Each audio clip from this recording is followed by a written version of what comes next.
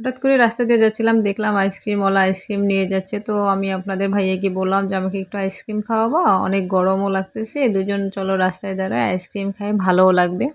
ওরা বলে যে, "আচ্ছা ঠিক আছে নাও।" প্রতিদিন দেখা যায় যে মেইন রাস্তা দিয়ে যাই, অনেক গাড়ি ঘোড়া জ্যাম থেকে। তো আজকে হঠাৎ করে এই ভিতরের রাস্তা দিয়ে আমরা আসছি। তো দেখি যে মানে আইসক্রিমওয়ালা যাচ্ছে। তো ভাবলাম যে তাহলে এখানে দুজন দাঁড়িয়ে একটু আইসক্রিমও খাই, একটু রেস্টও নিই, ভালো লাগবে। তো আমি আইসক্রিম নিলাম। আমার মামাকে বললাম, "মামা ৳১ র আইসক্রিম আছে?" মামা বলল যে, "না ৳১ র আইসক্রিম তো আর নাই।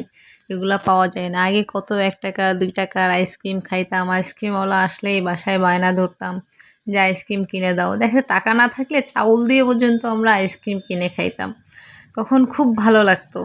৳১, ৳২ র আইসক্রিম অনেক মজা ছিল। এখন আর দেখা যায় যে ওরকম মজাটা পাই না।